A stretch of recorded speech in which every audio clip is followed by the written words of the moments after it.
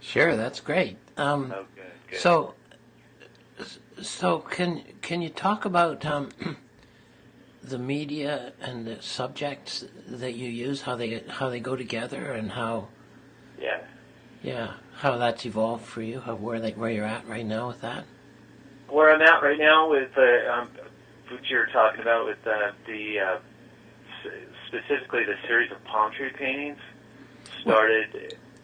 I started that over a decade ago, and there were several reasons why. One of which was to simplify my artistic goals, and it didn't really simplify it, but it seems more simple than working with other people trying to create a collaborative project. So the painting was a response to that. I painted a single subject because it's harder. You have to put more into a single subject to make it interesting, rather than dumping it into a composition to complete some kind of balance.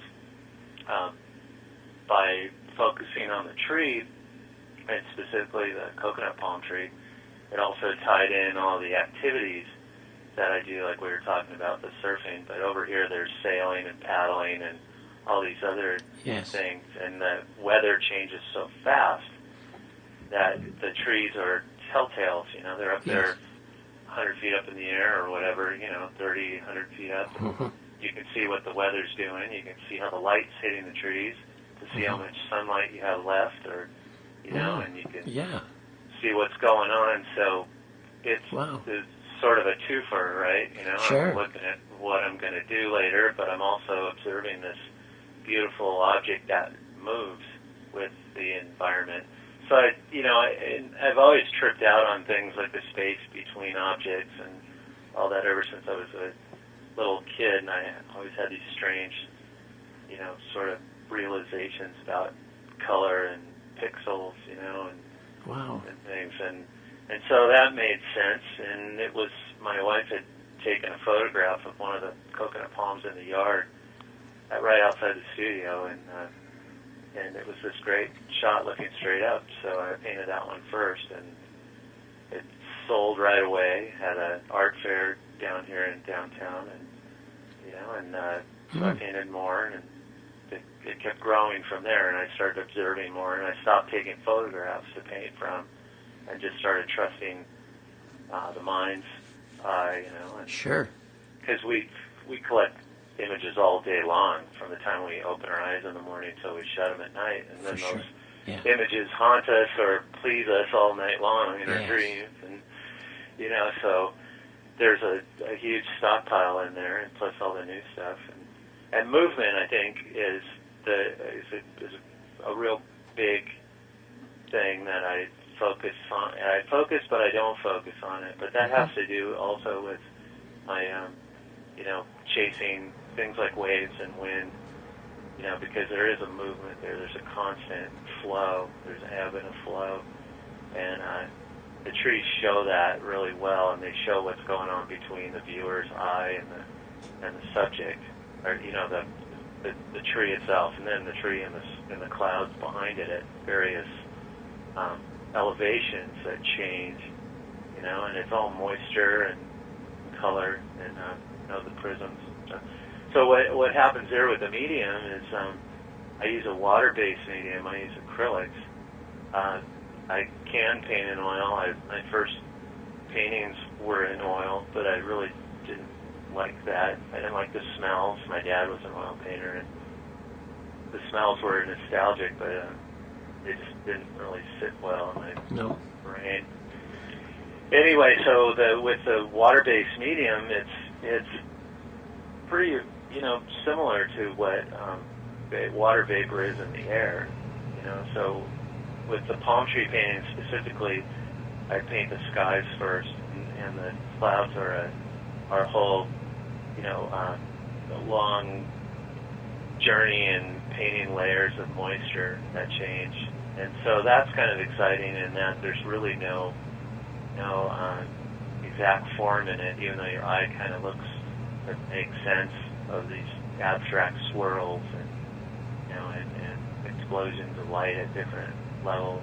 So I have a lot of fun with that, and that's really therapeutic. And then when the painting is done, the sky painting is done, you sit in the studio for however long until I figure out how to grow a tree into that.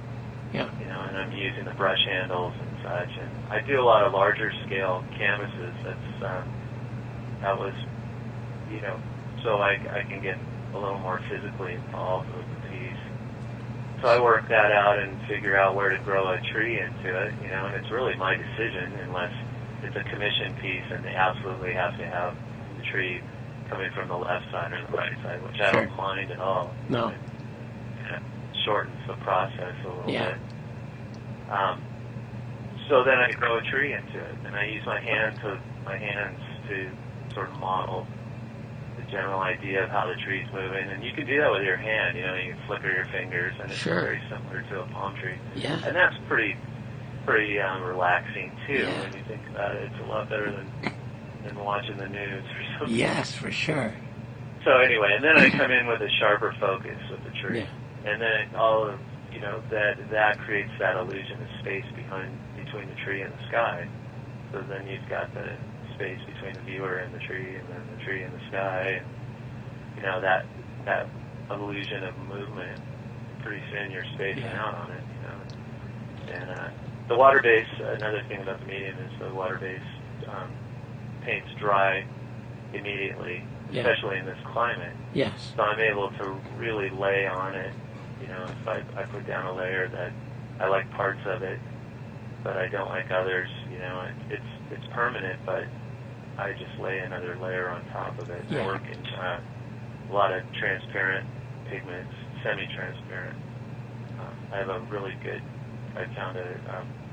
good supplier of acrylic paints out of New Jersey called Utrecht, and they're just great acrylic paints. I don't know much about their oils, but their acrylics are high viscosity, so I'm able to really, you know, get a lot of, you know, variety out of how I can push particular pigment one way or another. So anyway, I do that, and I use for skies. I use a lot of torn silk, pieces of silk, and old cotton, soft cotton.